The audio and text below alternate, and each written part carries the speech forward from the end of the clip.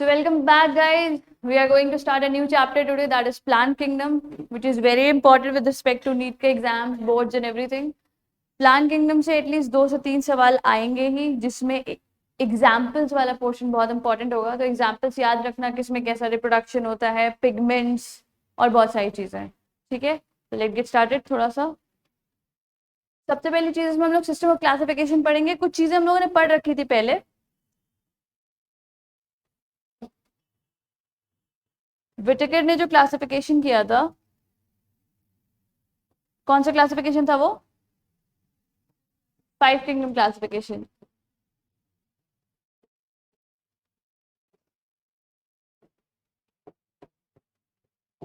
कौन कौन लोग आते थे इसमें? खुशी,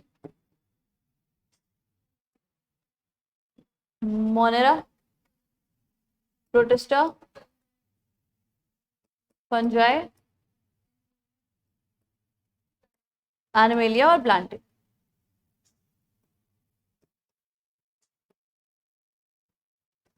इसमें से बहुत सारी चीजें हम लोग पढ़ ली हैं. मोनेरा डन, प्रोटिस्टा, फंजाई, ये दोनों चीजें पढ़नी है. प्लांट किंगडम स्टार्ट करेंगे. प्लांट किंगडम में कौन कौन है ये भी जानते हैं हम लोग. एल्गी,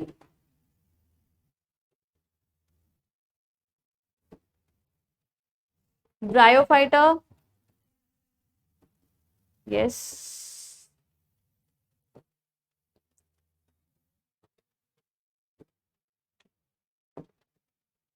और एंजियोस्पर्म. इसमें से जो हमारा एल्गी है उसको एक और नाम देते हैं, कुछ कुछ किताबों में लिखा हुआ है. क्या कहते हैं? क्योंकि इनका थैलस लाइक ऑर्गेनाइजेशन होता है, तो sometime we call it thallophytes. Thallophytes या थैलोफाइटा, अलग अलग चीजें लिखी रहेंगी. उसके बाद जब साइंटिस्ट ने स्टडीज की सारी चीजों पे, तो उन्होंने एंजियोस्पर्म का, बेसिकली जो भी क्लासिफिकेशन हम लोग पढ़ेंगे, नेचुरल या फिर 2D 3D या फाइलोजेनेटिक, कुछ भी, वो सारा एंजियोस्पर्म का क्लासिफिकेशन है. ये याद रखना, सबका नहीं है, इन पांचों का नहीं है, सिर्फ एंजियोस्पर्म का है. एक नाम ये याद रखोगे. उसके बाद सिस्टम ऑफ क्लासिफिकेशन में आते हैं, जल्दी से, ज्यादा देर रुकेंगे नहीं. सिस्टम ऑफ क्लासिफिकेशन कौन कौन सा पढ़ा? यस, सबसे पहले आर्टिफिशियल. आर्टिफिशियल सिस्टम क्या था इसमें? आर्टिफिशियल सिस्टम में सिर्फ मॉर्फोलॉजिकल कैरेक्टर्स को लिया गया था, जैसे colour, habit, shape of leaves, ये सारी चीजें. और उससे इंपॉर्टेंट, सबसे इंपॉर्टेंट चीजें दिया किसने था? लीनियस ने दिया था. लेकिन लीनियस ने सिर्फ एक चीज दी थी. The system of classification is given by Linnaeus and Aristotle both. Linnaeus ने सिर्फ एक चीज बोली थी. जैसे हम लोगों ने पढ़ा, हम लोगों ने जाना कि आर्टिफिशियल सिस्टम ऑफ क्लासिफिकेशन का मतलब क्या था? मॉर्फोलॉजिकल कैरेक्टर्स के बेसिस पे. ठीक है, लीनियस ने उसमें से एक कैरेक्टर के बेसिस पे क्लासिफिकेशन दिया था, दैट वाज एंड्रोशियम. ठीक है, स्ट्रक्चर ऑफ एंड्रोशियम के बेसिस पे लीनियस ने क्लासिफाई किया था. लेकिन अगर हमसे आर्टिफिशियल सिस्टम पूछता है, तो it was proposed by Linnaeus and Aristotle both. जिसमें कौन कौन सी चीजें हम कंसिडर करते हैं? मॉर्फोलॉजी, ग्रॉस मॉर्फोलॉजी, एनसीईआरटी में लिखा है एक टर्म, ग्रॉस मॉर्फोलॉजी. मॉर्फोलॉजी में उसका habit, colour, shape, shape of leaves लिखा हुआ है, शेप ऑफ लीव. कोई भी ऐसी चीज, एक्सटर्नल कैरेक्टर्स जो विजिबल हो इजिली. ठीक है, उन सारे बेसिस पे किया था. किन्होंने दिया था? उसमें से एक कैरेक्टर था जो लीनियस ने अलग से यूज किया था. वो कौन सा था? एंड्रोशियम का स्ट्रक्चर.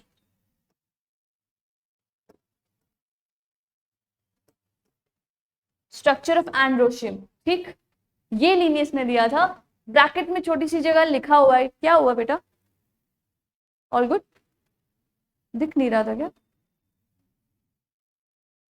शायद उसकी तबीयत ठीक नहीं लग रही है. क्या नींद पे नींद आ रही है? क्यों, क्या हो गया ऐसा कि स्लीपिंग पिल्स लिया? एंजाइटी होती है तुमको? क्या होता है एंजाइटी? तुम लोगों को भी होती है एंजाइटी? हाँ, क्यों होती है? कुछ सोच रहे हो? ओवर थिंकिंग और समथिंग? क्या होता है एंजाइटी गुरुशा? What is anxiety? This is anxiety. क्या होता है बेटा, तुम ही बताओ, तुम सफर कर रही हो एंजाइटी। एक ही थॉट का बार बार आना is a character of anxiety. Anxiety का मतलब होता है simply fear of unknown. Unknown, हमें नहीं पता है उसके बारे में बट फिर भी हम डर रहे हैं। तुम जो भी रिपीटेडली सोच रही हो कि क्या होगा, अब क्या हुआ, घर में ये प्रॉब्लम हो गई, लाइफ में ये प्रॉब्लम हो गई, पढ़ाई में ये प्रॉब्लम हो गई, this all comes under a fear of unknown. हमें नहीं पता क्या होगा, तो हम उसके लिए क्यों डर रहे हैं? लोग कहते हैं कि जो होगा देखा जाएगा, वो एक्सपीरियंस पे कहा गया है, क्योंकि जो होता है वो देखना पड़ता ही है। ठीक है, तो किस बात की एंजाइटी? एनीथिंग पर्सनल या पढ़ाई? क्या हुआ, 10वां ड्रॉप ले रही हो क्या? फिर ऐसी एंग्शियस हो गई कि खड़ी हो गई क्लास में और ऐसे करके पढ़ रही है?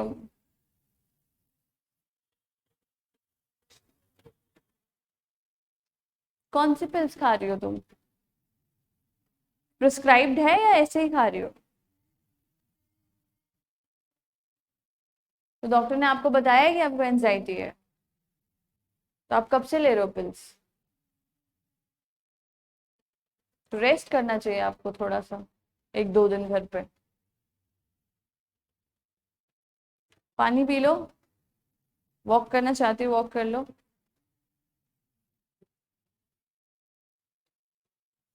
कुछ छूट हो गया?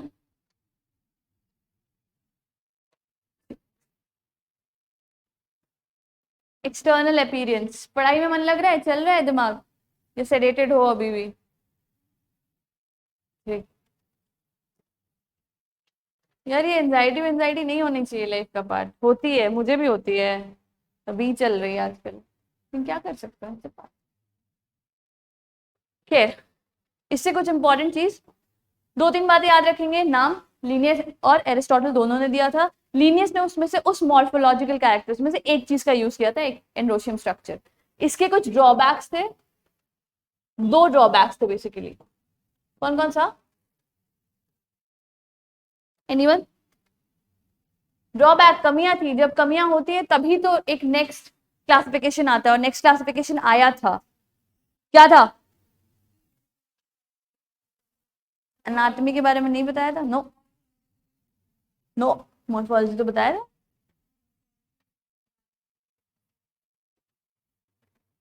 ठीक है, इन्होंने मतलब इन लोगों ने वेजिटेटिव और सेक्सुअल कैरेक्टर्स को इक्वल वेटेज दिया था। ठीक है, जिसे इन्होंने एंडोशियम स्ट्रक्चर की स्टडीज की। ठीक है, और एरिस्टोटल ने और सारे स्ट्रक्चर्स की स्टडी की। इन्होंने ये बोला कि भाई उसका कलर और उसका एंडोशियम स्ट्रक्चर, इन दोनों को इक्वल वेटेज दिया। ठीक है, इक्वल वेटेज नहीं दे सकते हम लोग, क्योंकि एक्सटर्नल इन्वायरमेंट की वजह से इन दोनों का अफेक्ट अलग अलग होगा। ठीक है, तो लिखो कि इक्वल वेटेज, ड्रॉबैक ये था, equal weightage to vegetative and sexual characters.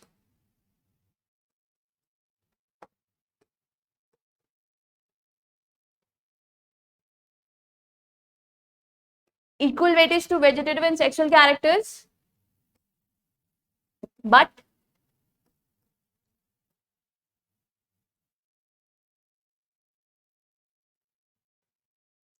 जो वेजिटेटिव कैरेक्टर्स होते हैं वो इजीली अफेक्टेड होते हैं एनवायरमेंट से।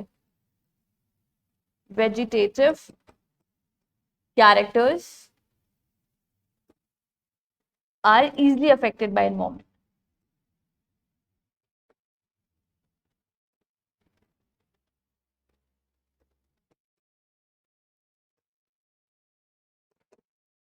ये बहुत इंपॉर्टेंट ड्रॉबैक था, इस ड्रॉबैक को ध्यान रखना है। एक और ड्रॉबैक था, इन्होंने क्लोजली रिलेटेड स्पीशीज को एक साथ रख दिया था। सबसे इनिशियल क्लासिफिकेशन था, तो ये तो होता ही है ड्रॉबैक में कि बहुत सारी एक जैसी स्पीशीज एक ही जगह आ जाती है। ठीक है, तो लिखो क्लोजली रिलेटेड स्पीशीज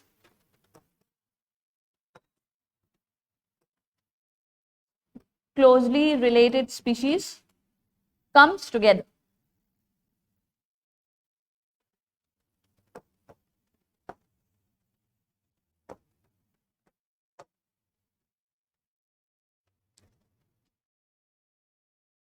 बहुत सारी एक जैसी स्पीशीज एक साथ आ गई थी।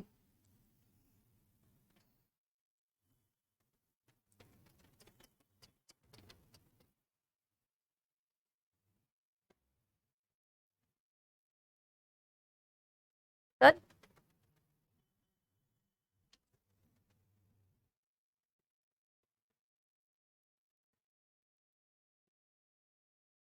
क्या हुआ?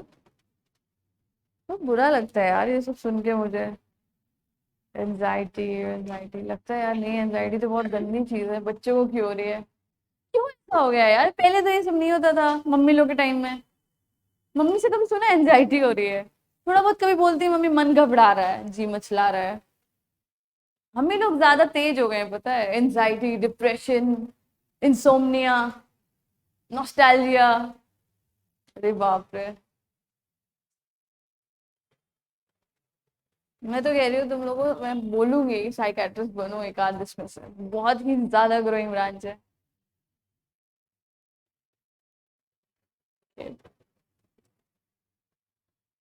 जब इसमें ड्रॉबैक्स थे तो दूसरा क्लासिफिकेशन आया था, कौन सा? नेचुरल।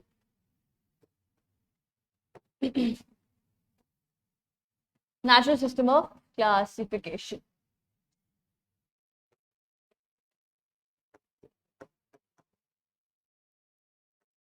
तुम लोगों को कल के डेट्स के बारे में पता चला? सर ने कुछ शेयर किया? अच्छा अच्छा, भाई ने बताया, अरे बहुत मजा आया था। नेचुरल सिस्टम ऑफ क्लासिफिकेशन को पहले याद रखो 2D सिस्टम ऑफ क्लासिफिकेशन भी बोलते हैं। कभी लिख दिया तो डरना मत। 2D सिस्टम या फिर हॉरिजॉन्टल बोलते हैं।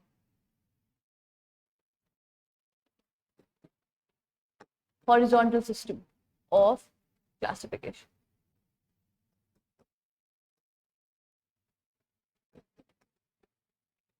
हालांकि एनसीईआरटी में जो मेंशन नहीं है, बट क्योंकि इसके बाद वाला जो आएगा उसको वर्टिकल और 3D बोलते हैं। ठीक है। नेचुरल, नेचुरल से नाम से पता चलता है क्या क्या इंक्लूड करते हैं ये लोग। हाँ, कभी भी ये नहीं लिखेंगे इसमें कि ये मॉर्फोलॉजी को इंक्लूड नहीं करते हैं। ये एक्सटर्नल को भी करते हैं बट साथ में इंटरनल को भी करते हैं, लेकिन नेचुरल लिखा है तो सबसे पहले नेचुरल कैरेक्टर्स होंगे इसमें। जैसे क्या क्या? नेचुरल एफिनिटी लिखो, एक लाइन लिखी हुई है एनसीईआरटी में। जो भी नेचुरल एफिनिटी से रिलेटेड चीजें हैं वो सारी इसमें इंक्लूडेड होंगी। कौन कौन सी चीजें होंगी? एनाटॉमी लिखो विथ मॉर्फोलॉजी। मॉर्फोलॉजी होगी, एनाटॉमी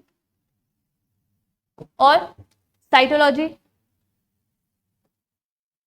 साइटोलॉजी मतलब सेल की स्टडी, सेल से रिलेटेड सारी चीजें।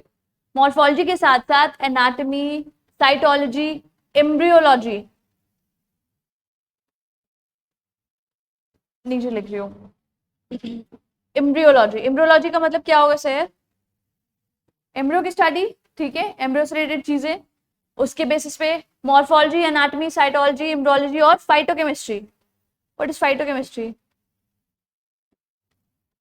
फाइटो टर्म कहां से आता है? बिल्कुल, केमिस्ट्री से केमिकल्स, बहुत सारे केमिकल्स के बेसिस पे भी बहुत सारे केमिकल्स पहले पढ़ते थे, रिजोपाइन, राफिड्स, अब नहीं पढ़ते हैं। मतलब बहुत सारे internal structure, anatomy, cytology, embryology, इनके बेसिस पे। और कुछ छूटा? ठीक है, इनके बेसिस पे इसको किया गया था। किन्होंने दिया था ये? Bentham and Hooker. वहीं पे रहने दीजिए। गिवन या प्रपोज्ड बाय जॉर्ज बेंथम या Bentham and Hooker. George Bentham and Hooker, नाम से ही पता चलता है नेचुरल एफिनिटी से रिलेटेड सारी चीजें, कुछ नहीं छूट रहा है। साइटोलॉजी, एनाटॉमी, मॉर्फोलॉजी होगी। फिर जो सिस्टम ऑफ क्लासिफिकेशन अभी यूज किया जा रहा है वो आया। ठीक है, इसमें भी कुछ ड्रॉबैक्स थे लेकिन वो हमें नहीं जानने, क्योंकि एनसीईआरटी भी नहीं बताती है। एनसीईआरटी सिर्फ पहले वाले का ड्रॉबैक बताती है, 2। वो दोनों हम लोग ने लिखे हैं, उसका ध्यान रखना। Next is phylogenetic system of classification, ये जो हम अभी यूज करते हैं। क्या ऐड हो गया इसमें? हाँ, क्योंकि फाइलोजेनी आ गई। इसका क्या क्या नाम है खुशी? 3D या फिर vertical system of classification given by, yes पहले लिख लो, प्रपोज बाय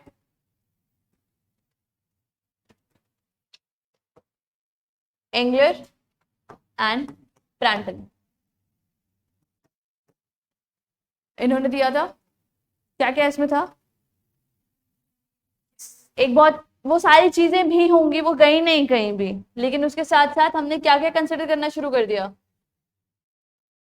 इवोल्यूशनरी रिलेशनशिप, ये वर्ड याद रखना है। We can write based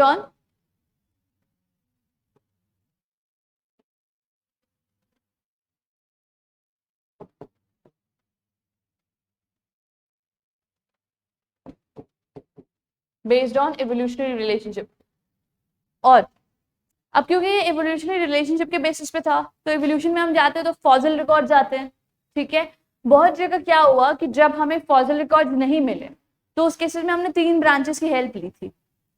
phylogenetic, जब हम ये classification, phylogenetic system of classification बन रहा था, तो उसमें 3 और टाइप ऑफ टैक्सोनॉमी की हेल्प ली गई थी। कौन कौन थे वो जिन्होंने हेल्प किया था? न्यूमेरिकल टैक्सोनॉमी,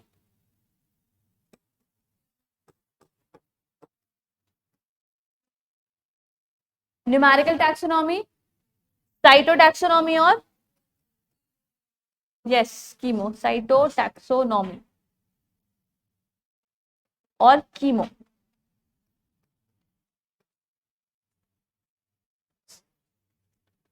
सबका अपना अपना मतलब है और तीनों के बारे में जानना है। न्यूमेरिकल टैक्सोनॉमी नाम कुछ कैसे नंबर से रिलेटेड लग रहा है, राइट? पानी पी लो, पानी पी लो यार तुम।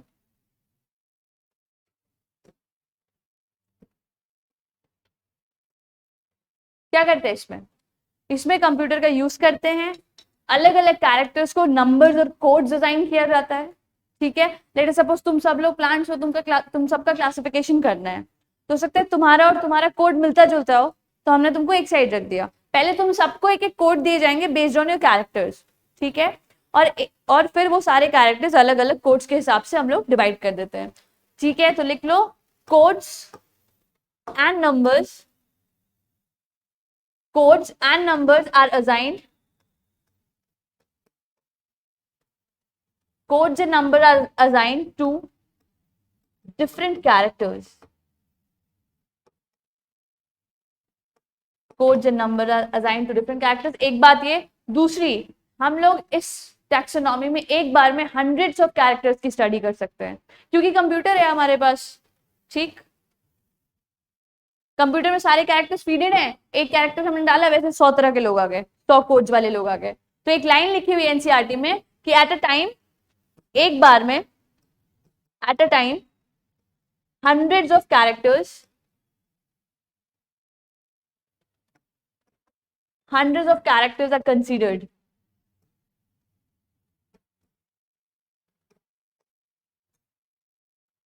ये सब फाइलोजेनेटिक सिस्टम ऑफ क्लासिफिकेशन के लिए हमने यूज किया था, इन तीनों ब्रांचेस को टैक्सोनॉमी की। ये टैक्सोनॉमी की ब्रांचेस हैं तीनों, और भी होती हैं अल्फा बीटा ओमेगा, बट उतना हमें डीपली जाना है। ये तीनों एनसीईआरटी में लिखी है, तो ये तीनों हमें जानना है, ठीक। दूसरा है साइटोटैक्सोनॉमी। ये क्या है? सेल की स्टडी, सेल की स्टडी है, ये लिख लिया अनन्या, लिखो। सेल की स्टडी में हम जाएंगे, तो सेल की स्टडी में हम क्या करेंगे, किस चीज के बेसिस पे क्लासिफिकेशन कर सकते हैं? एक चीज होती है सेल के अंदर, न्यूक्लियस, न्यूक्लियस के अंदर होता है क्रोमोसोम, और क्रोमोसोम के अंदर ही होते हैं कैरेक्टर्स। तो एक वही चीज है जिसके बेसिस पे हम दो ऑर्गेनिज्म को अलग कर सकते हैं। बाकी वैक्यूल एक प्लांट में भी है, दूसरे प्लांट में भी है। एनिमल्स में चले जाओ तो राइबोसोम तुम्हारे पास भी 80 है, मेरे पास भी 80 है, लेकिन डिफरेंस कहाँ आएगा? क्रोमोसोम में। तो साइटो की जगह हम इसको कभी कभी कैरियो बोलते हैं, कैरियोटर्म कहाँ से आता है? न्यूक्लियस से ना, है ना, तब हम कहते हैं कैरियोकाइनेसिस। ठीक है, तो साइटोटैक्सोनॉमी को किताबें कैरियोटैक्सोनॉमी भी लिखती है, क्योंकि साइटो साइटो पहले सेल के अंदर आ जाओ, सेल के अंदर एक ऐसी चीज है जो वेरिएबल है लोगों में, वो क्या है? क्रोमोसोम। ठीक है, जो न्यूक्लियस के अंदर है, ये लिख लिया अभी। तो सबसे पहले चीज ये जानो कि साइटोटैक्सोनॉमी को कैरियोटैक्सोनॉमी कह सकते हैं, एनसीईआरटी ने कहा भी है। क्या है? Study of structure, number and behaviour of chromosome. Study of सब कुछ about chromosome, structure,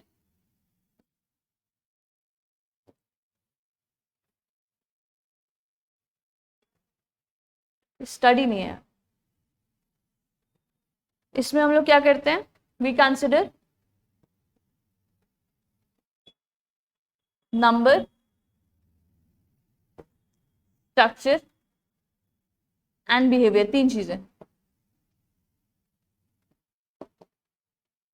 behaviour of chromosome,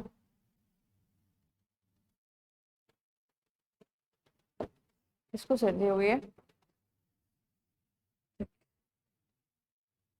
number, structure और बिहेवियर ऑफ क्रोमोसोम हम लोग साइटोटैक्सोनॉमी में पढ़ते हैं, या फिर उसको कैरियोटैक्सोनॉमी बोलते हैं।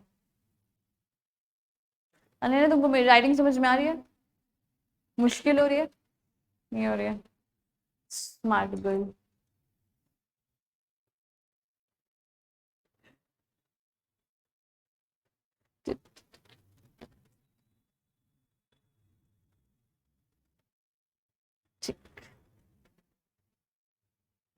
न्यूमेरिकल टैक्सोनॉमी में हम कोड जो नंबर अलाइन करते हैं उसको यूज करते हैं। साइटोटैक्सोनॉमी हम क्या यूज करते हैं? Number, structure and behaviour of chromosome use करते हैं। इसके बेसिस पे हम प्लांट्स को अलग अलग चीजों, हम किसका क्लासिफिकेशन पढ़ रहे हैं? एंजियोस्पर्म्स का। ठीक, ये सारे एनसीईआरटी ने पहली लाइन में लिख दिया है जब ये क्लासिफिकेशन स्टार्ट हुआ है कि this is the classification of angiosperms. तो कभी भी कंफ्यूज मत करना ये सबका क्लासिफिकेशन है, एल्गी, ब्रायोटेरिडो सबका नहीं, this is the classification of angiosperm. इन लोगों ने प्रांटल, एंगलर, एरिस्टोटल, लीनियस, इन सब ने एंजियोस्पर्म का क्लासिफिकेशन किया था। ठीक है, कीमोटैक्सोनॉमी, कीमो टर्म से समझ में आ रहा है क्या है? Chemical, chemical. तो इसमें हम क्या यूज करते हैं? इट इज बेस्ड ऑन कौन सा प्लांट किस तरह का केमिकल बनाता है, इसके बेसिस पे ये टैक्सोनॉमी है। कोई प्लांट अलग तरह का केमिकल बना रहा था तो उसको अलग रख दिया, कोई अलग तरह का बना रहा था तो अलग रख दिया। और इसमें तुम लोग थोड़े पढ़े लिखे हो तो याद है तुमको, प्राइमरी मेटाबोलाइट और सेकेंडरी मेटाबोलाइट दो तरह की चीजें होती है हमारी बॉडी में या किसी भी बॉडी में। प्राइमरी मेटाबोलाइट क्या होते हैं? जो डायरेक्ट किसी फिजियोलॉजी में इन्वॉल्व होते हैं। सेकेंडरी मेटाबोलाइट हमने पढ़ा था, एक चार्ट होता था जिसमें क्या क्या था? अल्कलॉइड्स थे, याद है कुछ? टॉक्सोइड, टॉक्सिन्स थे, बायोमोलिक्यूल्स। थोड़ा थोड़ा तुम लोगों ने पढ़ा होगा। तो हम लोग जब भी इसमें यूज करते हैं, मैं ऐसे ही बता दें, उसको लिखने की जरूरत नहीं है, कि हम इसमें जनरली कीमोटैक्सोनॉमी सेकेंडरी मेटाबोलाइट्स ही यूज करते हैं। कीमोटैक्सोनॉमी, ठीक है, it is based on chemicals, it is based on chemical produced by the plants.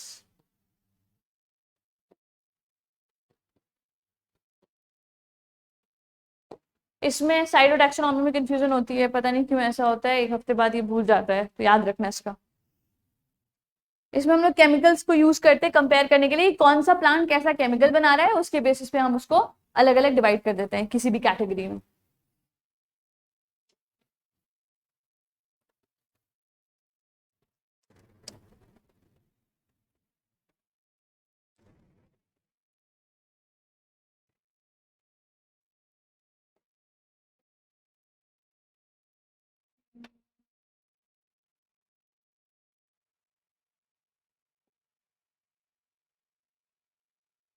इन दोनों का भी एक नाम है, अभी अभी याद आया, पता है किसी को?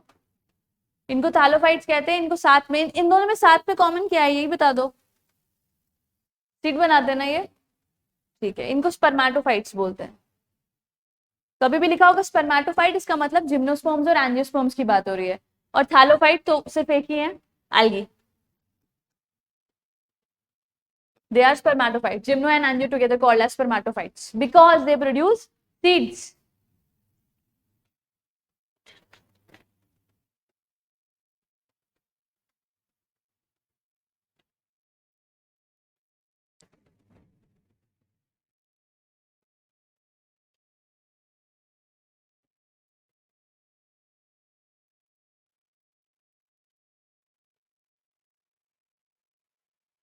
डन।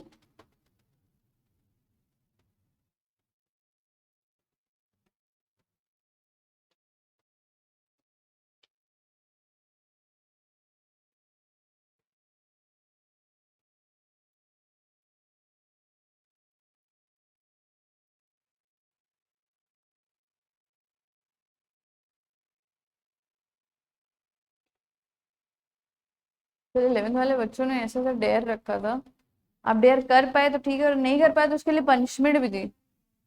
कॉफी, इनो और हरी मिर्च, तीनों में से एक आपको खाना है। कपिल सर ने पूरा इनो खाया, अंकित सर ने पूरी कॉफी खाई, बच गए। बहुत इजी डेयर मिला था मुझे। मुझे बस किसी टीचर को रोस्ट करना था और मेरे टीममेट्स को पहचानना था कि वो कौन सा टीचर है। मतलब मेरे ऑपोजिट है, मतलब मैंने AKG सर का कर दिया। वो कहते हैं पढ़ाई लिखाई नहीं कर रहे हो चच्चा। मैं जीत गया। बहुत मजा आया था यार, इट वाज फन। के सर एंड कपिल सर, के सर गॉट अ डेयर कि आपको टिप टिप बरसा पानी पे डांस करना है विद द सेम जेंडर। मतलब कपिल सर एंड के sir dancing on tip tip बरसा पानी। अरे यार मजा आ गया था सीरियसली। कपिल सर को पुशअप्स करने को मिले 30। और वो तो ठीक था, उसमें क्रंच क्या था कि आप जैसे एक पुशअप कर रहे हो आपको माइक पे बोलना I hate chemistry, I hate chemistry, I hate chemistry. बेचारे 26 कर लिए और फिर इनो खाए।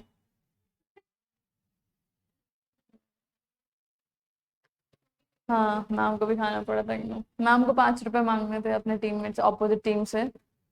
अब वो 5 रुपए में कुछ भी करा सकते हैं, कोई 5 रुपए दिया ही नहीं उनको यार। बेचारी इनो खाई वो भी। और क्या हुआ था यार?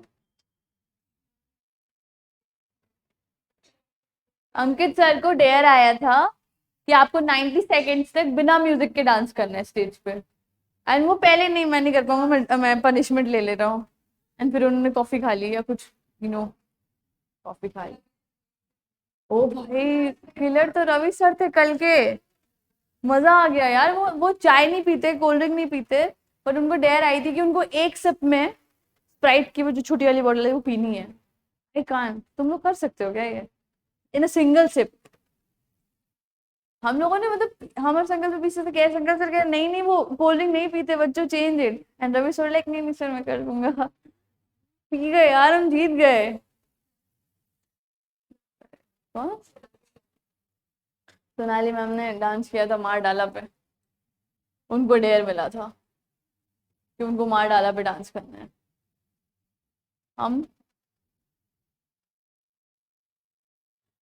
एक अलग सा क्लासिफिकेशन लीनियस ने दिया था। कौन सा? लीनियस को मन था कुछ करने का ऐसा। तो लीनियस ने क्लासिफिकेशन किया था, उन्होंने सारे प्लांट किंगडम के लोगों को 2 पार्ट्स में डिवाइड कर दिया था। वो जो सीड बनाते हैं और वो जो सीड नहीं बनाते हैं। वो जो सीड नहीं बनाते उनका नाम क्या है खुशी? क्या? टेरिडोफाइट? क्या? जो सीड नहीं बनाते वो कौन है? क्रिप्टो या फेनेरो? पढ़े होगे।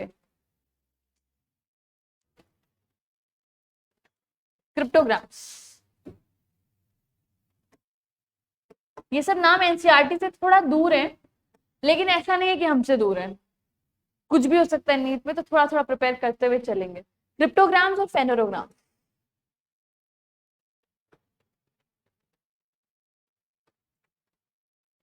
क्रिप्टोग्राम्स और फेनोरोग्राम्स में उन्होंने पूरे प्लांट किंगडम को डिवाइड कर दिया था। क्रिप्टोग्राम्स वो लोग थे जो सीड्स प्रोड्यूस नहीं करते, they are seedless and they are seeded. Seeded जो होते हैं उनको हम एक चीज और कहते हैं, अभी भी हमने पढ़ा क्या, स्पर्मेटोफाइट्स। ठीक है, तो स्पर्मेटोफाइट्स हमें पता है यहाँ कौन कौन आने वाले हैं। कौन कौन आने वाले हैं? Gymno angio. बस इतना याद रखना कि इसको लीनियस ने दिया था, जिम्नोस्पर्म्स और एंजियोस्पर्म्स। और एंजियोस्पर्म्स को उन्होंने डिवाइड कर दिया था किसमें? एंजियोस्पर्म को हम किसमें डिवाइड कर सकते हैं? मोनोकॉट्स और डाइकॉट्स।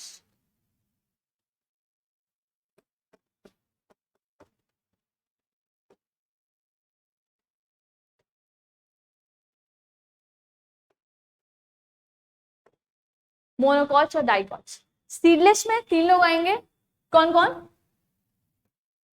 यस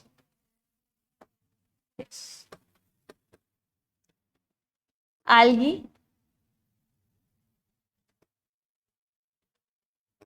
ब्रायोफाइटा और टेरिडोफाइटा।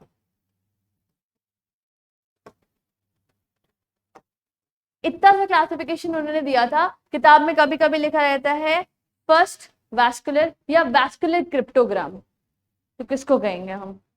टेरिडोफाइट्स को कहेंगे। पहली बात क्रिप्टोग्राम की बात कर रहा है तो ये तीनों है। वैस्कुलर बोल दिया तो वैस्कुलर बंडल अभी हम लोगों ने पढ़ा नहीं है, लेकिन शायद हमको पता है कि सबसे पहले वैस्कुलर बंडल जाइलम फ्लोएम और ये सारे लोग कहाँ देखे गए थे? इधर टेरिडोफाइट में, ठीक है। तो they are vascular, first vascular. तो हमसे अगर कभी बोला वैस्कुलर क्रिप्टोग्राम तो हम क्या बोलेंगे? टेरिडोफाइट। अगर हमसे बोला वैस्कुलर फेनेरोग्राम तो हम ये भी बोल सकते हैं, दोनों है। यहाँ तो वैस्कुलर बंडल्स आ ही गए थे तो यहाँ तो थे ही, ठीक है। तो फेनेरोग्राम्स तो वैस्कुलर होते ही हैं। इससे बहुत सारे क्वेश्चंस बन सकते हैं, थोड़ा सा ध्यान रखना। लिख लो। फिर एल्गी पे आ जाओ, एल्गी पढ़ते हैं।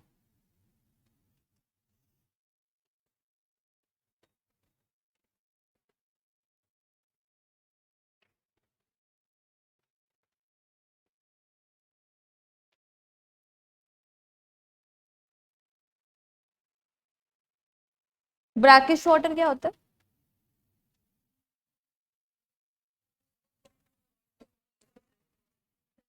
जहाँ पे फ्रेश वाटर और सॉल्ट वाटर मिलते हैं उसको हम ब्रैकिश वाटर।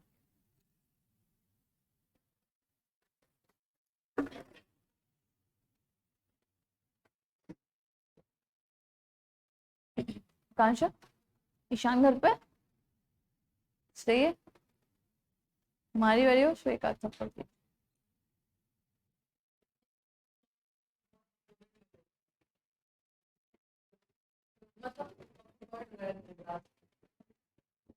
पढ़ रहा है, अच्छी बात है।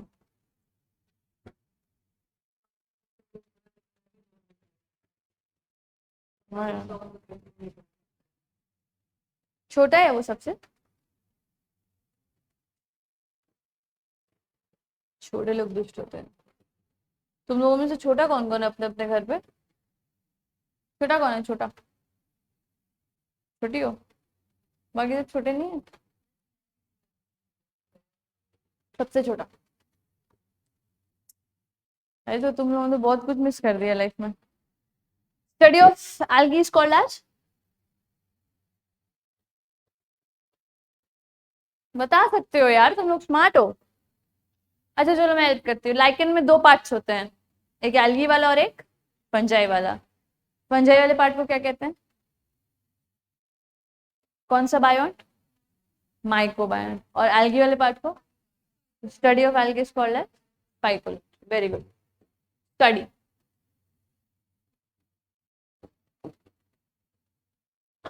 is called as phycology.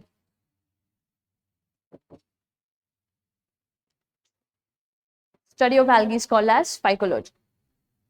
हम लोग इसका हैबिटेट पढ़ेंगे, स्ट्रक्चर पढ़ेंगे, रिप्रोडक्शन पढ़ेंगे, क्लासिफिकेशन पढ़ेंगे। सबसे पहले हैबिटेट से स्टार्ट करेंगे। लिख लिया? फाइकोलॉजी।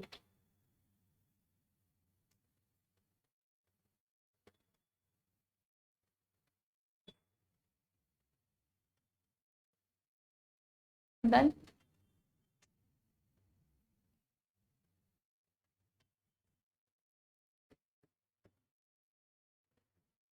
हैबिटेट, बहुत सारा हैबिटेट है इसका। जनरली नहीं, मेनली ये पानी में रहते हैं, तो दे आर मेनली एक्वाटिक।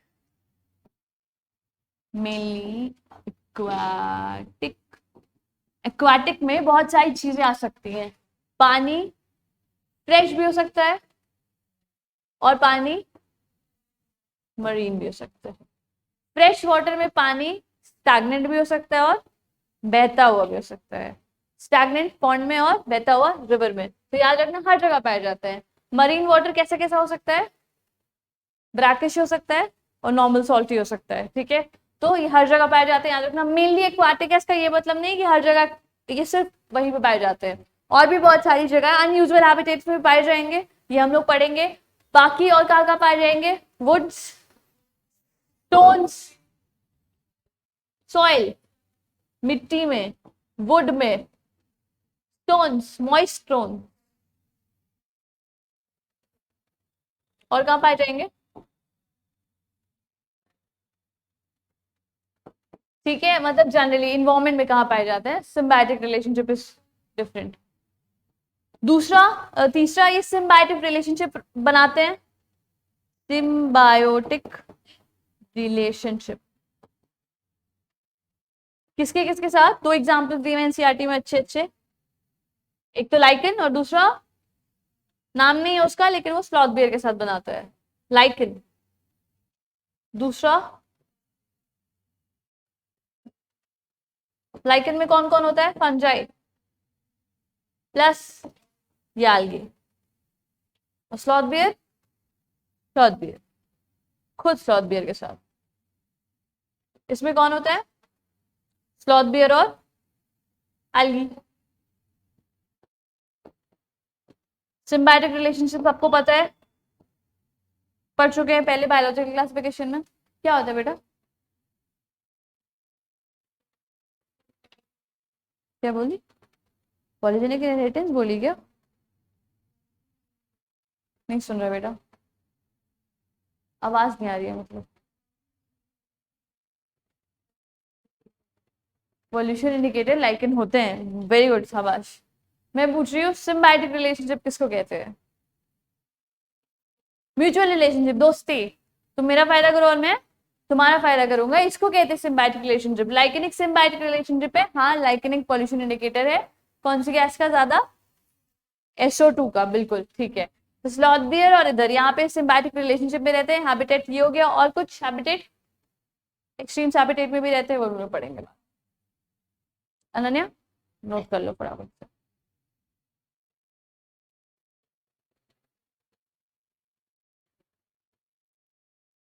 भूख लगी है।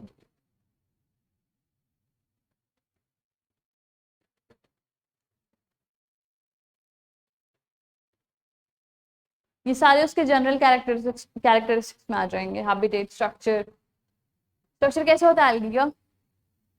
थैलोफाइट्स कहते हैं क्योंकि थैलस लाइक होता है, सिंपल होता है, क्लोरोफिल होता है, ठीक है। और बॉडी कैसी होती है? सेल स्ट्रक्चर कैसा होता है? यूकैरियोटिक टाइप, ठीक।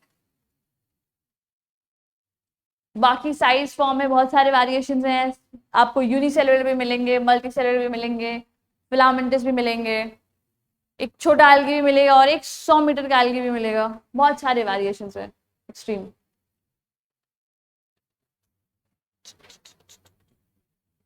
दूसरा है स्ट्रक्चर।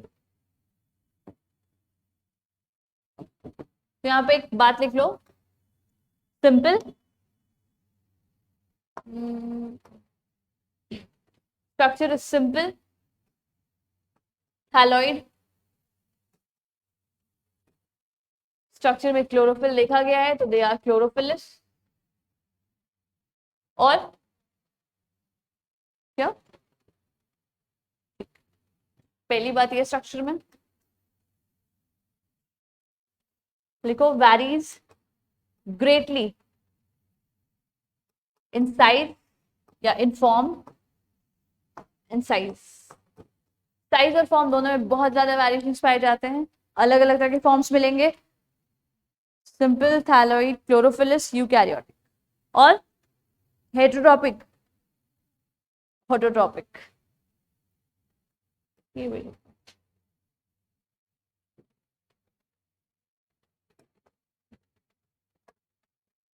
ऑटोट्रॉपिक का मतलब क्या है वागमी? अपना खाना खुद से बनाते हैं। उन्होंने पता है ऑटोट्रॉपिक का मतलब? हेटेरोट्रॉपिक बाहर से ले आते हैं खाना,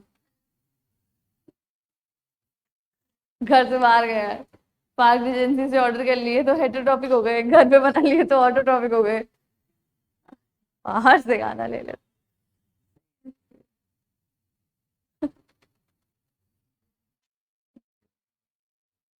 तुम ऑटोट्रॉपिक हो कि हेटेरोट्रॉपिक हो? हेटेरो, बाहर से खाती हो तुम।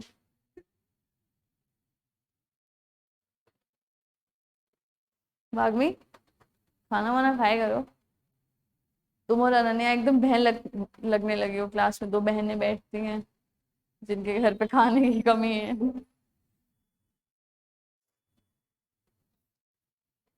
इससे कुछ सीखो, आकांक्षा से सीखो। खाते पीते घर का दिखना चाहिए यार।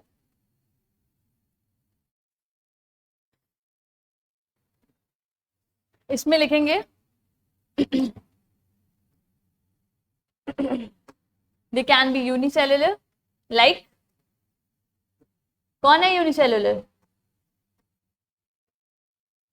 क्लेमाइडोमोनास, बिल्कुल। और क्लोरेला, बहुत सारे लोग। एक काम करो, एक एक एग्जाम्पल यहीं पे लिखते चलो, फिर वहां पे लिखेंगे जब अलग से लिखेंगे, याद होगा यार।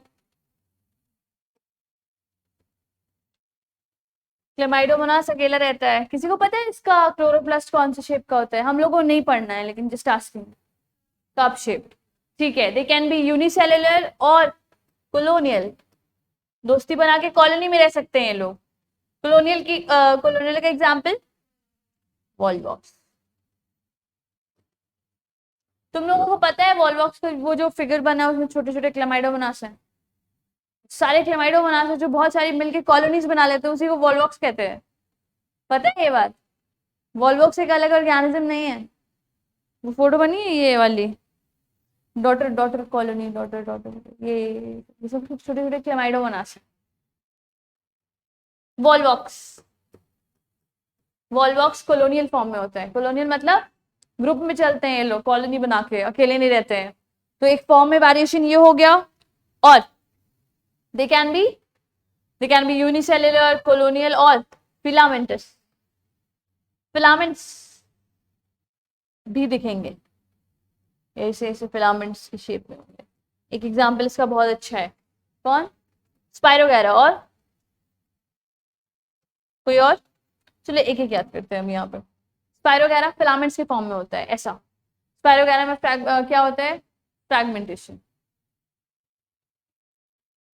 चिक चिक चिक, कॉलोनियल, फिलामेंटस, ये सब फॉर्म्स हैं। और अगर साइज की बात करें,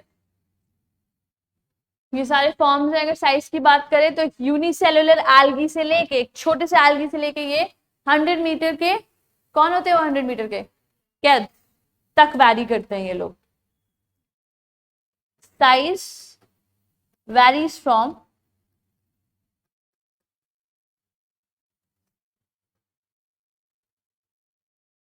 unicellular algae to 100 metres kelp.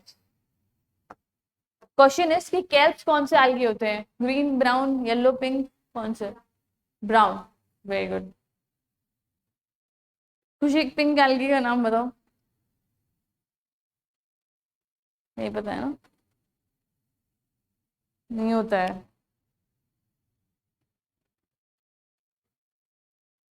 जितने भी केल्प्स होते हैं वो सारे मरीन होते हैं, याद रखोगे।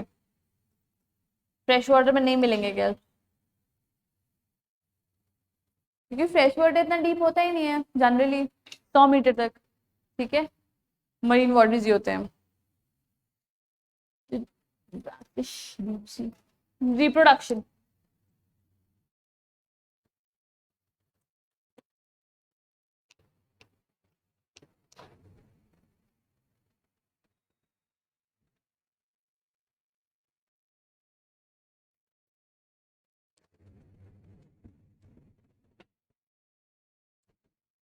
टी शर्ट क्यों नहीं पहनी हो?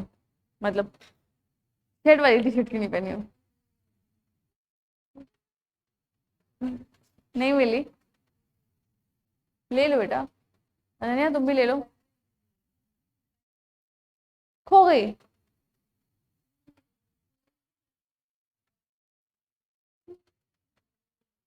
अनन्या, तुम्हारे फेवरेट एक्ट्रेस कौन है? अनन्या पांडे? कैसी है यार वो? I can touch my nose with my lips, with my tongue. और वो टच भी कर लेती है यार।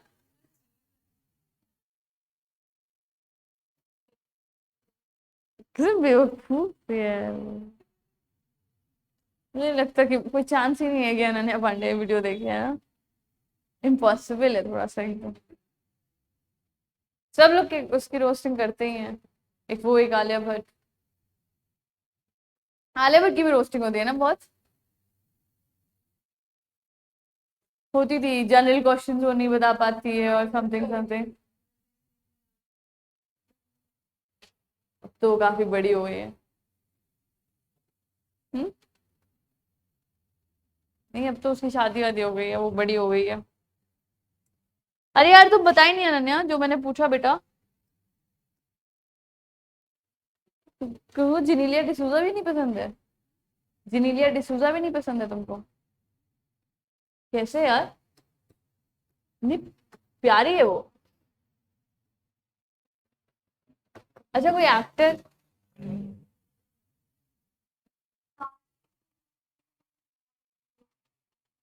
सारे पसंद है इसको, कोई ऐसा बताओ जो पसंद नहीं आना चाहिए,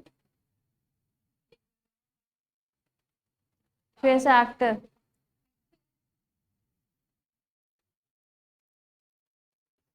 नहीं यार सब अच्छे हैं, सही बात है। रिप्रोडक्शन, ऐसा कोई है आकांक्षा, कोई ऐसा actor? Sanjay Dutt.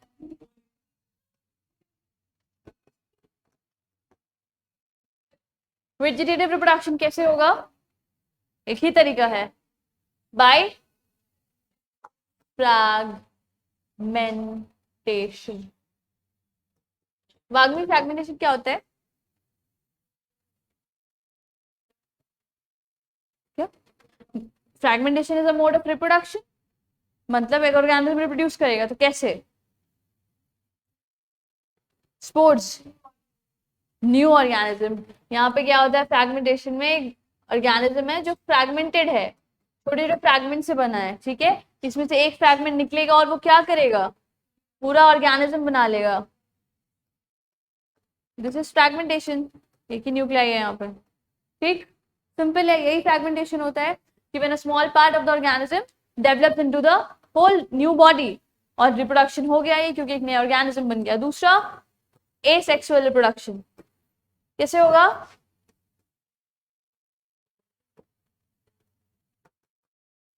This is done by asexual spores.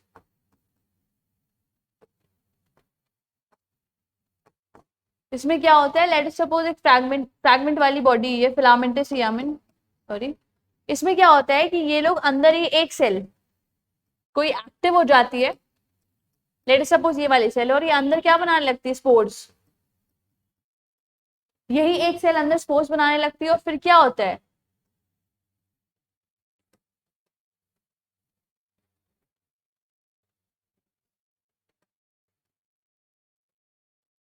ये स्पोर्स यहाँ से बाहर निकलने लगते हैं,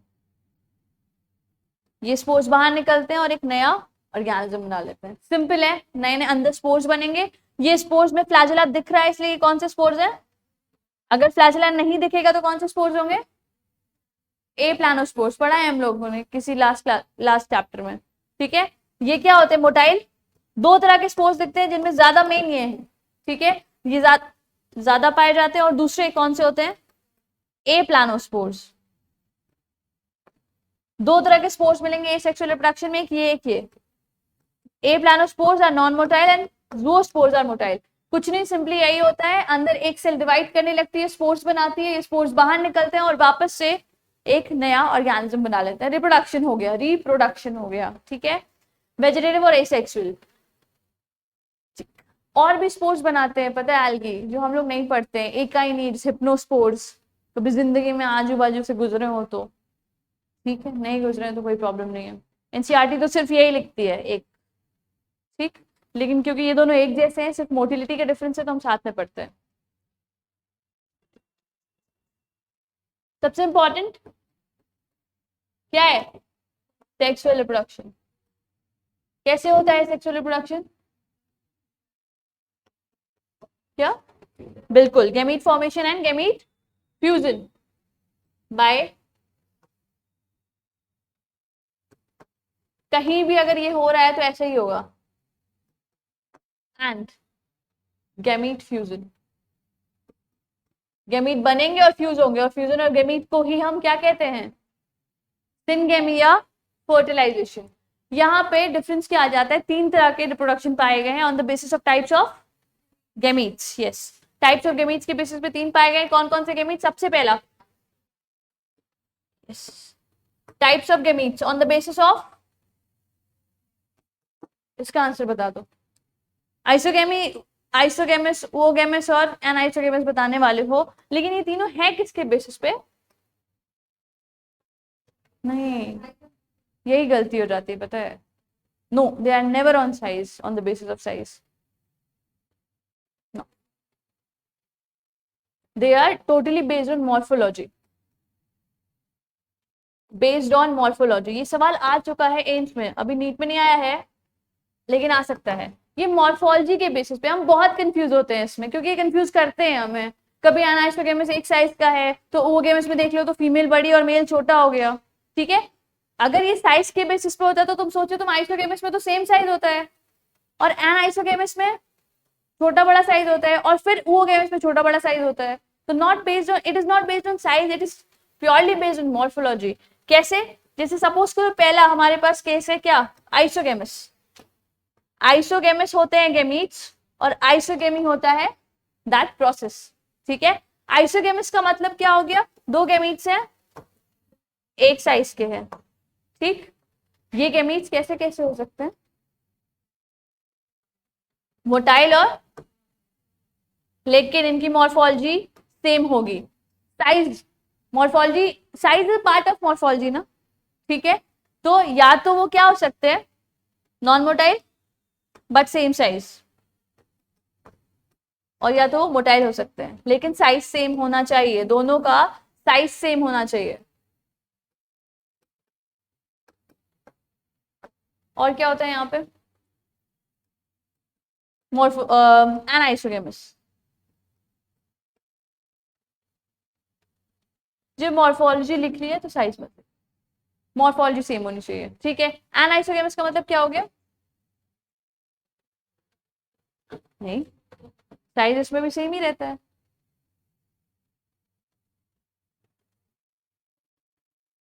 एनाइसोगेमस में साइज सेम नहीं रहता है, हाँ,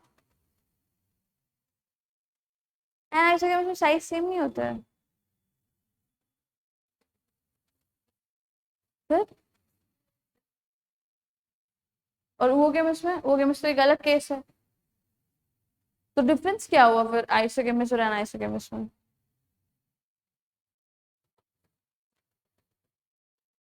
वो read the line of NCERT, एक लोग कोई,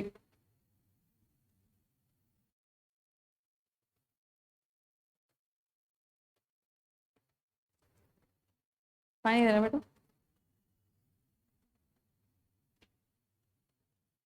अभी तुम लोग कल ही पढ़े हो ना, कल ही पढ़े तो याद क्यों नहीं है?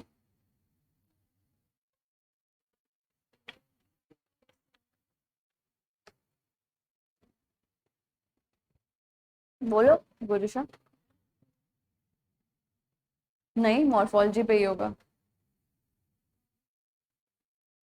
साइज मॉर्फोलॉजी के अंदर आ जाता है, लेकिन क्योंकि मोटिलिटी और ये सारे भी डिफरेंसेस आते हैं, तो हम लोग इसके अंदर मोटिलिटी भी कंसिडर कर लेंगे। और इसके अंदर मोटिलिटी क्यों, क्योंकि फ्लैजिला है।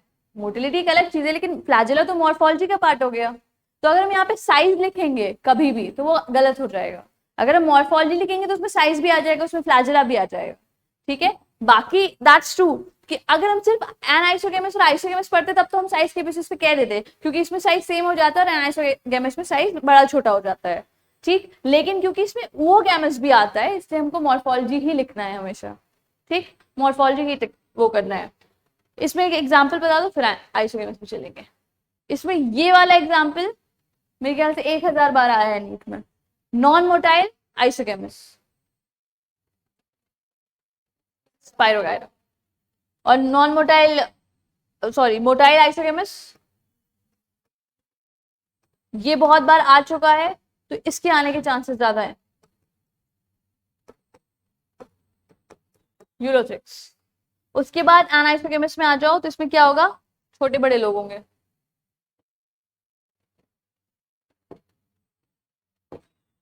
ऐसे एग्जाम्पल यू डू रहे ना, एग्जाम्पल लिख लो। क्या ये सही है? फिर अनन्या और वैष्णवी लिखो फटाफट से।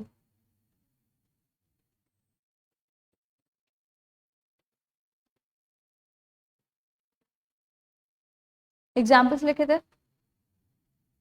ई होगा ना उसमें, ई होगा ना, तुमने यू ही लिखा है। चेक इट, एन आइसोकेम इसमें है।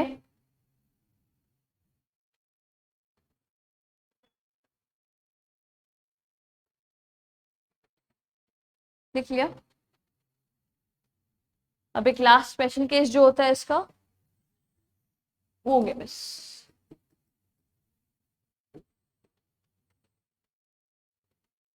इसमें एक ही स्पेसिफिक केस होता है जिसमें क्या होता है, बड़ी सी फीमेल होती है, और कैसी होती है वो, large non motile female.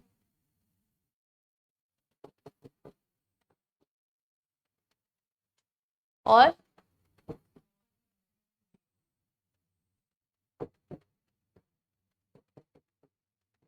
Mail. हम लोग भी हो गए मिस है ना। इसका एग्जाम्पल वॉल्व, फ्यूकस भी। फ्यूकस कौन सा एल्गी है? ब्राउन। जल्दी जल्दी लिख लो अनन्या।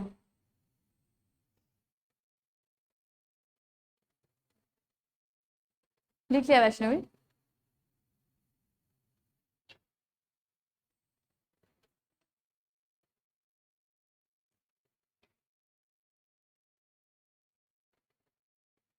इसको लिख लेना तो फिर we'll go with economic importance of algae, फिर क्लासिफिकेशन पढ़ेंगे। लिखो, लिख लिया था, बच रहा है economic importance of algae, volvox Fucus.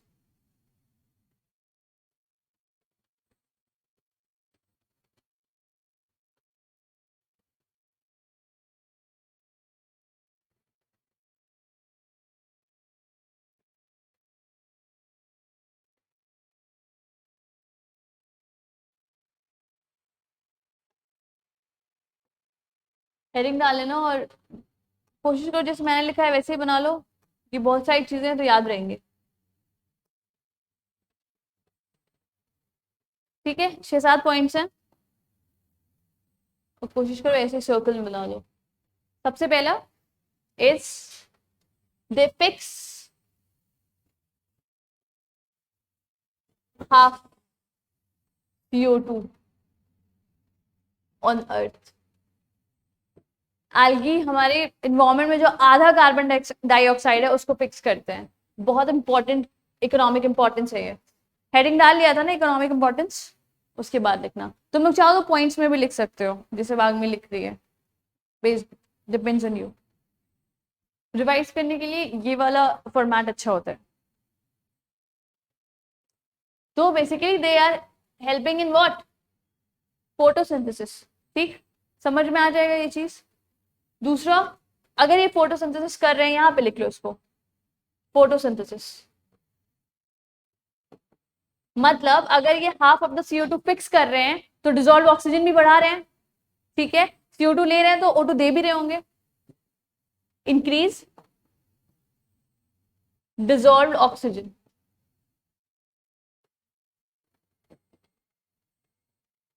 In atmosphere.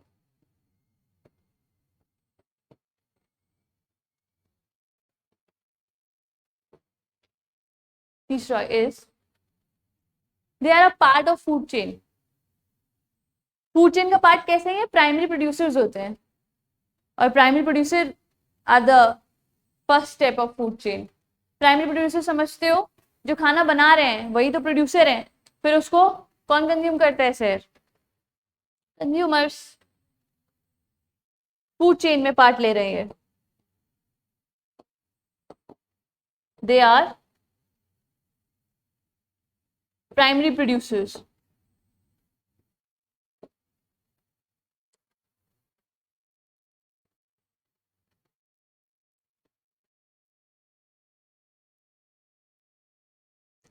उसके बाद बहुत सारे एल्गी हैं जिनको हम खाते हैं, ईडिबल एल्गी।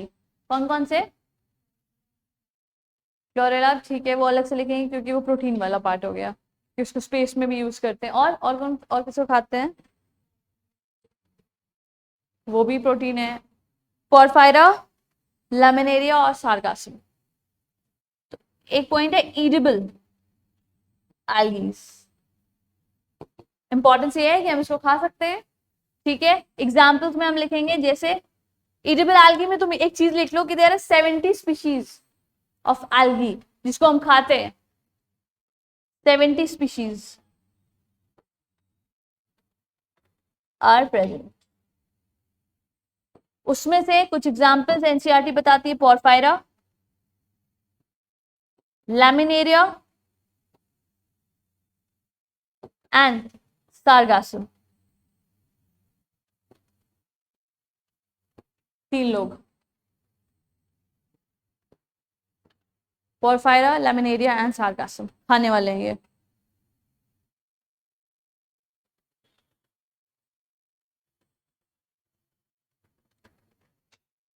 उसके बाद कुछ एल्गी हैं जो केमिकल्स प्रोड्यूस करते हैं कुछ तरीके के। कौन कौन से केमिकल्स हैं ये अभी देख। हाइड्रोकोलाइड्स का नाम सुना होगा हमेशा इनके साथ।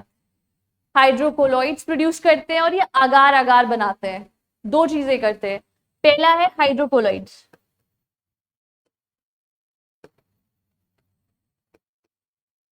हाइड्रोकोलाइड्स क्या होते हैं, खुशी पता है? हाँ सर, यस। हाइड्रोकोलाइड्स की वाटर एब्जॉर्बिंग कैपेसिटी बहुत ज्यादा होती है। दे एब्जॉर्ब वाटर, मैंने लिखा है एब्जॉर्ब वाटर, वाटर एब्जॉर्ब। इसमें 2 लोग होते हैं, 2 तरह के हाइड्रोकोलाइड्स बनाते हैं। फॉर एग्जाम्पल जो हाइड्रोकोलाइड है उसका नाम है कैरागीन और, यस, ये बहुत पूछता है, कैरागीन और एल्गिन, ये दोनों हाइड्रोकोलाइड्स के नाम है। ठीक है, कैरागीन कौन सा एल्गी बनाता है और एल्गिन कौन सा बनाता है, एक पर्टिकुलर एल्गी नहीं याद रखना है लेकिन क्लास याद रखनी है कि कौन सा रेड है और कौन सा।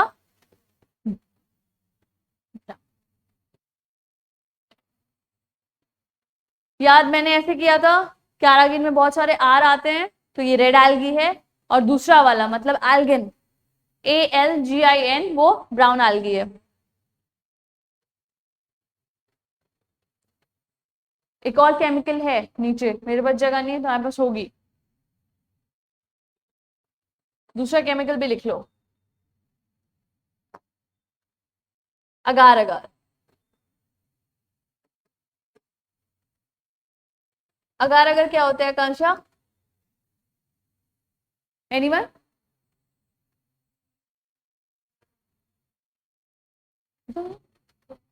जेलीज बनाते हैं हम लोग उसको।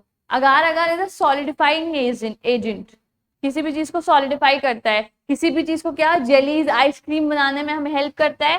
साथ में जब हम बैक्टीरिया का कल्चर करते हैं पेट्री डिश में, तो हम खाने के तौर पे बैक्टीरिया को अगार अगार देते हैं। अगार अगार जब बैक्टीरिया कंज्यूम करते हैं तो बहुत तेज ग्रो करते हैं, उनकी ग्रोथ जब ज्यादा होती है तो हम उनके बारे में स्टडी कर पाते हैं।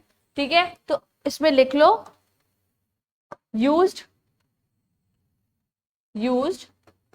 To make jellies and ice cream. 2 चीजें लिखी हुई एनसीईआरटी में, जेलीज और आइसक्रीम बनाने में हेल्प करते हैं। और and in culture of bacteria, ये अगार अगार का काम है। और ये मिलते कहां से हैं, कौन बनाता है इनको? 2 रेड एल्गीज है, वहां से मिलते हैं। फॉर एग्जाम्पल मतलब लिख लो, दोनों जी से नाम है, यस, जेलिडियम और ग्रेसिलेरिया। नाम से धीरे धीरे फेमिलियर हो जाओगे, डरना मत।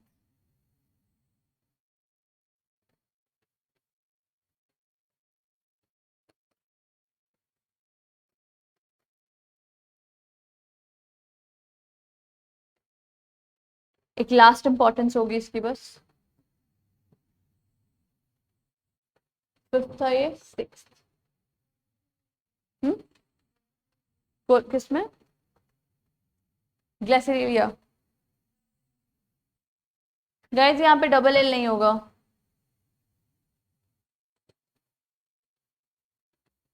लास्ट है प्रोटीन सोर्स।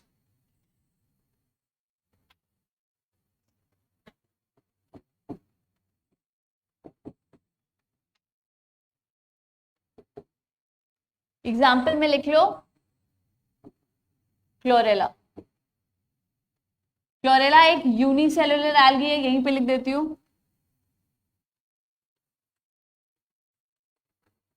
और बहुत ज्यादा प्रोटीन रिच होता है, तो हम लोग लिख लिया। प्रोटीन रिच होने की वजह से इसको जब हम लोग स्पेस में जाते हैं, हम लोग कहाँ ही जाते हैं, लेकिन जो लोग जाते हैं वो लोग इसको लेके जाते हैं एज अ फूड सप्लीमेंट। साथ में हम लोगों को ये पता है बहुत ज्यादा कि क्लोरेला और स्पाइरुलिना में बहुत ज्यादा प्रोटीन होता है, लेकिन जो क्लोरेला होता है वो बहुत ज्यादा इमेंस अमाउंट में ऑक्सीजन भी रिलीज कर रहा है, ठीक। तो वहां ऊपर थोड़ी हेल्प करता है, बस याद रखना इसको। क्लोरेला कौन सा एल्गी होता है? ग्रीन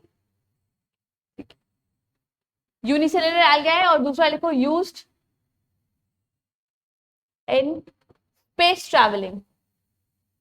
स्पेस में जाते हैं तो यूज करते हैं। इतनी इंपॉर्टेंस है एल्गी की, बहुत ज्यादा इंपॉर्टेंस है।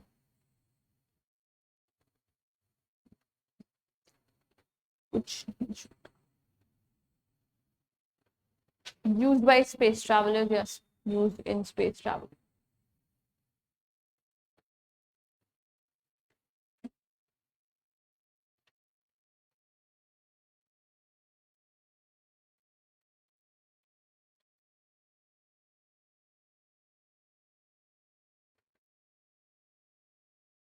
Done? एक बार सारे जो इकोनॉमिक इंपॉर्टेंस उसको रिवाइज करते हैं। सबसे पहला, ये अर्थ पे आधे से ज्यादा कार्बन है, ये मोर देन है, मोर देन। स्टेटमेंट वाले क्वेश्चन में यहाँ गलती हो सकती है, ठीक है। दे फिक्स हाफ ऑफ CO2, नहीं, दे fix more than that. Half का मतलब 50% भी लिख के आ सकता है, ठीक है। इतना CO2 फिक्स करते हैं अर्थ पे, और अगर CO2 फिक्स कर रहे हैं तो ऑब्वियसली क्या रिलीज कर रहे होंगे? ऑक्सीजन। मतलब बेसिकली कर क्या रहे हैं? फोटोसिंथेसिस। इन दोनों को तुम साथ में भी याद कर सकते हो कि फोटोसिंथेसिस करते हैं, और जब फोटोसिंथेसिस करेंगे तो क्या करेंगे? CO2 लेंगे और O2 देंगे। तो CO2 फिक्स कर रहे हैं और O2 रिलीज कर रहे हैं। उसके बाद तीसरी बात, फूड चेन में हेल्प करते हैं। कैसे? दे आर प्राइमरी प्रोड्यूसर्स, ठीक है। प्राइमरी प्रोड्यूसर्स होते हैं, खाना बनाते हैं। फोर्थ में आ जाओ तो कुछ ईडेबल एल्गीज भी है हमारे पास, जैसे 70 स्पीसीज ऐसे हैं जो ईडेबल होते हैं। उसमें से कुछ एग्जांपल्स हमारे पास पोरफायरा, लेमिनेरिया और सारगासम, ठीक है। उसके बाद हमने लिखा था फिफ्थ वाला, सम एल्गीज प्रोड्यूस केमिकल्स। तो दो तरह के केमिकल्स हमने पढ़े। पहला हाइड्रोकोलाइड्स, जिसकी वाटर एब्जॉर्बिंग कैपेसिटी बहुत ज्यादा होती है। हाइड्रोकोलाइड्स हमें दो जगह से मिलते हैं, कुछ रेड एल्गी से भी और कुछ ब्राउन एल्गी से भी। जो हाइड्रोकोलाइड रेड एल्गी से मिलता है उसको हम कैरागिन कहते हैं, और जो ब्राउन एल्गी से मिलता है उसको एल्गिन कहते हैं, एल्गिन या एल्जिन कहते हैं। दूसरा केमिकल है अगार अगार। अगार अगार हमें मिलता है एक रेड एल्गी से, दो रेड एल्गी से, जेलिडियम और ग्लिसरेलिया। और क्या किस चीज में हेल्प करता है? जेली आइसक्रीम बनाने में, सॉलिडिफाइंग एजेंट होता है, ठीक है। और पेट्री डिशेस में यूज होता है, मतलब जब कल्चर करते हैं बैक्टीरिया का तब, ठीक। उसके बाद लास्ट था प्रोटीन सोर्स, जिसमें क्लोरेला है। और प्लीज एक और एग्जांपल लिख लो, एनसीईआरटी में नहीं लिखा है लेकिन याद रखना, स्पाइरुलिना। एनसीईआरटी में है लेकिन यहां नहीं है। स्पाइरुलिना एक एल होगा स्पाइरुलिना में।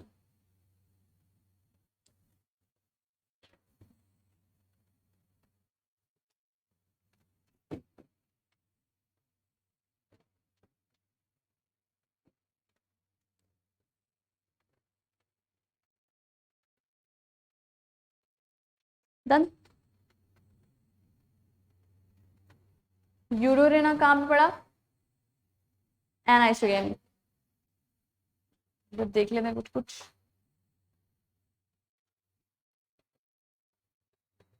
सेक्सुअल रिप्रोडक्शन याद रखोगे हमेशा किसके बेसिस पे है? मॉर्फोलॉजी के बेसिस पे। आइसोगेमी में क्या होती है? Same morphology, same morphology. और एनाइसो में डिफरेंट डिफरेंट मॉर्फोलॉजी। एनाइसोगेमी में सब कुछ सेम भाई, या तो वो मोटाइल होंगे या तो वो नहीं होंगे, अगर जो भी है, लेकिन दोनों होंगे, ठीक है। यहाँ पे दोनों नॉन मोटाइल है, एग्जाम्पल स्पाइरोगायरा। यहाँ पे दोनों मोटाइल है तो यूलोस्ट्रिक्स। एनाइसोगेमस में सेम नहीं, डिफरेंट मॉर्फोलॉजी पाई जाएगी, एक बड़ा एक छोटा, ठीक, यूरोडेना, और वो एक बड़ा एक छोटा कोई भी हो सकता है, ठीक है, इसलिए यहाँ पे स्पेसिफाइड नहीं है कौन मेल है और फीमेल, और यहाँ पे तो होगा ही नहीं ऑब्वियसली। लास्ट है इसका स्पेशल केस जिसको ओओगेमस कहते हैं, ओओगेमस केस जिसमें ओओगेमी होगा ये, जिसमें हमें पता है एक अलग केस है, ये स्पेसिफिक है, लार्ज नॉन मोटाइल फीमेल और स्मॉल मोटाइल मेल, एग्जाम्पल याद रखोगे। उसके बाद वेजिटेटिव में एक होता है फ्रैगमेंटेशन, बाद में फ्रैगमेंटेशन समझ में आ गया, ठीक है। एसेक्सुअल रिप्रोडक्शन में स्पोर्स बनते हैं दो तरह के, मेनली दो तरह के, जिनमें से मेन ज्यादा क्या होता है, ज्यादा कॉमन ज़ूओस्पोर्स है और एप्लानोस्पोर्स भी पाए जाते हैं, ठीक है। उसके बाद हैबिटेट पढ़ा था थोड़ा सा, they are mainly aquatic, aquatic है तो फ्रेश में भी हो सकते हैं, मरीन में भी, फ्रेश में भी स्टैग्नेंट भी हो सकता है और मूविंग भी हो सकता है, और मरीन में भी डीप सी भी हो सकता है और ब्रैकिश भी हो सकता है, ठीक है। पाए कहाँ जाते हैं, सॉइल, वुड, मॉइस्ट स्टोन, इन सब जगह। सिम्बायोटिक रिलेशनशिप में देखे गए जैसे लाइकेन और स्लॉथ बियर, ठीक। और क्या था, ठीक है, ये लीनियस का एक क्लासिफिकेशन था, क्रिप्टोग्राम्स और पेनोग्राम्स। पेनोग्राम्स में 3 लोग हैं, 2 लोग हैं, और इधर बाकी तीनों। वास्कुलर क्रिप्टोग्राम याद रखोगे। फिर यहाँ पे कुछ नहीं था, कुछ क्लासिफिकेशन, 2 नाम बताए थे, थैलोफाइट और स्पर्मेटोफाइट। 2-3 क्वेश्चन हैं, फिनिश कर लो। PYQs ही है, which of the following is a colonial alga? Volvox. Which of the following is non-flagellated isogamous? ठीक, अगर यहाँ पे मैंने बताया ना कि 1000 बार पूछा गया है, आइसोगेमस है, नॉन फ्लैजिलेटेड है, तो स्पाइरो वगैरह, फ्लैजिलेटेड आइसोगेमस होता तो दिया नहीं है इसमें, लेकिन यूलोथ्रिक्स हो जाता, ठीक। Which of the following is rich in protein? एक बार को मन किया ना ये लगाने का, तुम लोग का किया, हाँ, मेरा भी किया था, मतलब जब पढ़े ध्यान से कि वो स्पाइरोगायरा लिखा है तो वो आंसर नहीं होगा, ठीक है। क्लोरेला।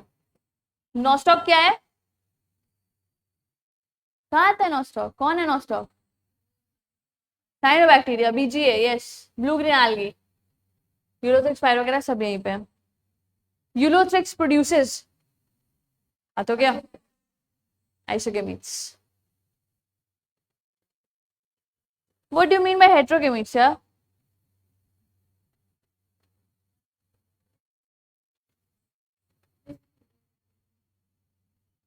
बिल्कुल,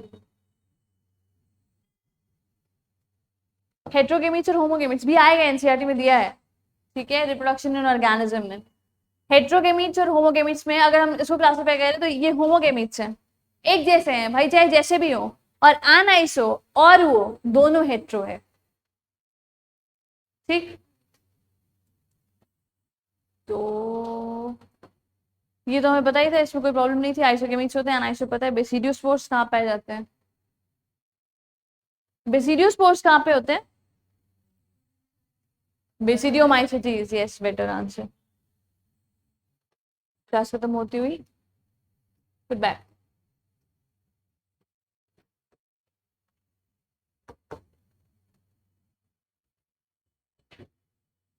आज का ज्ञान यही है वैष्णवी को कि एंजाइटी एक बहुत खराब चीज होती है।